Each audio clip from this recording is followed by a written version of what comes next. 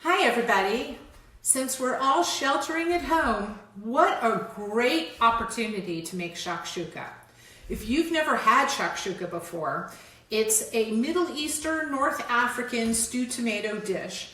But even though they eat it for breakfast over there, we get to eat it all day in the United States. So while you're at home and you don't know what to make for breakfast, lunch, or dinner, this is the perfect opportunity to try shakshuka because, for example, I'm going to have it for lunch.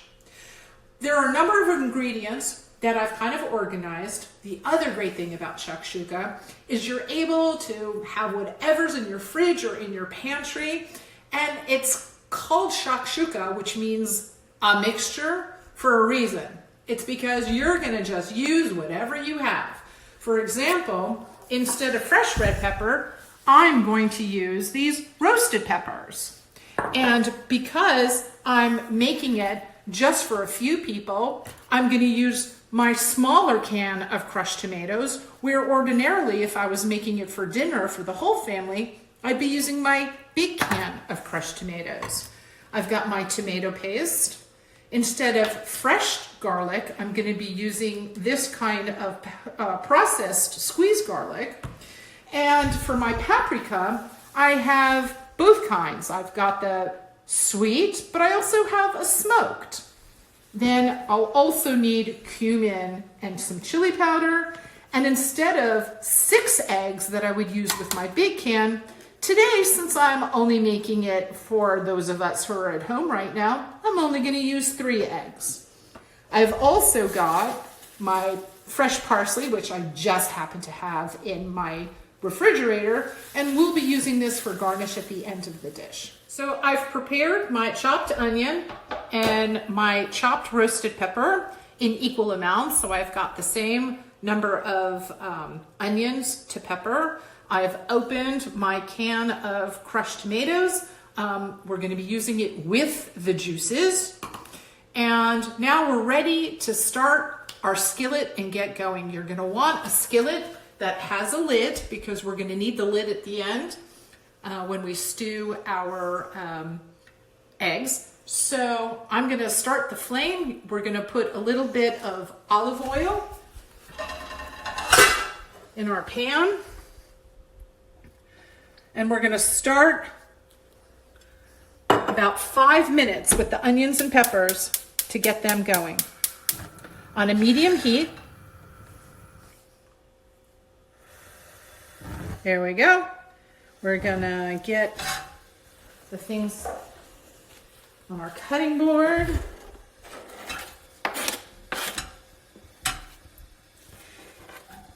And when these are nice and translucent, then we're gonna add our spices and garlic. See you in 5 minutes. So now we're gonna start adding things to our pepper and onion mixture. It's been cooking for a few minutes now, and it's ready for us to add other ingredients. So we're gonna work with the spices. So I'm adding a little bit of smoked paprika just because I had it in my pantry drawer, and because I wanna add a little more smokiness. You do not have to use it. You're gonna be using about 2 teaspoons of paprika. You're going to use about a teaspoon of cumin and about a 1/4 teaspoon of chili powder.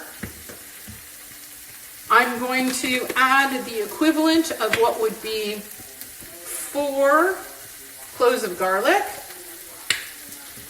And now I like to add in, this is just my own, a little bit of tomato paste. Some recipes use it, some recipes don't. And now we're just going to mix this all together for about 2 or 3 minutes until those spices are nice and fragrant. And because this is a kitchen sink kind of recipe, the exact measurements don't even really matter. So it's what you have on hand and how much of each ingredient you want to put in there, and it's all okay. So our spices are now nice and fragrant. Now we're going to add our canned tomatoes with the juices. We're going to reduce the heat, and we're going to let this cook for about 15 to 20 minutes before we add our eggs. So now that we're simmering our tomato mixture, we want to make sure that we're not spattering tomato sauce everywhere. So make sure that your flame is on simmer. We've stirred in the peppers, tomato sauce, and onions, and we're going to stir periodically while they're cooking down. We're also going to season with some salt and pepper while it's cooking. Okay, this probably has about another 10 minutes, and then we'll be ready to add our eggs. So this has been simmering for 15 minutes now, and so we're ready to add the eggs. What we're going to do is we're going to make 3 little dimples here in the mixture, and that's where we're going to put our eggs.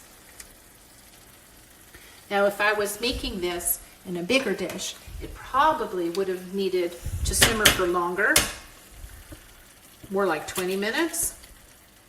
And then I would be adding 5 to 6 eggs.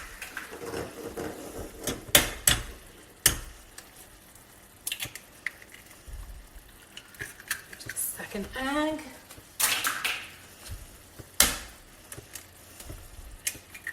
And the third egg.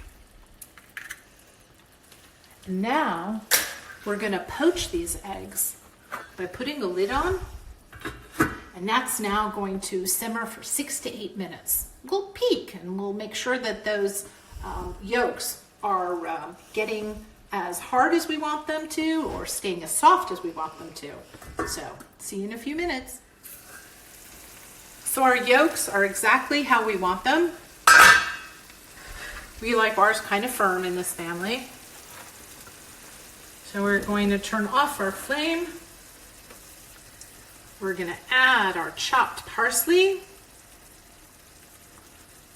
Now this would be the time if you wanted to add feta cheese, if you have that in your fridge. There are recipes that include feta. We're not going to do that now, but if you wanted to see what it looks like, that's what it comes out looking like. Isn't that beautiful?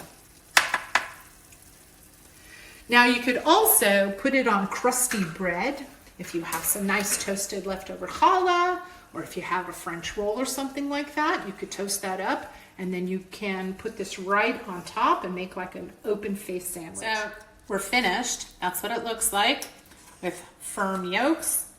They're kind of like soft boiled. So b'te'avon, which means in Hebrew, enjoy your food.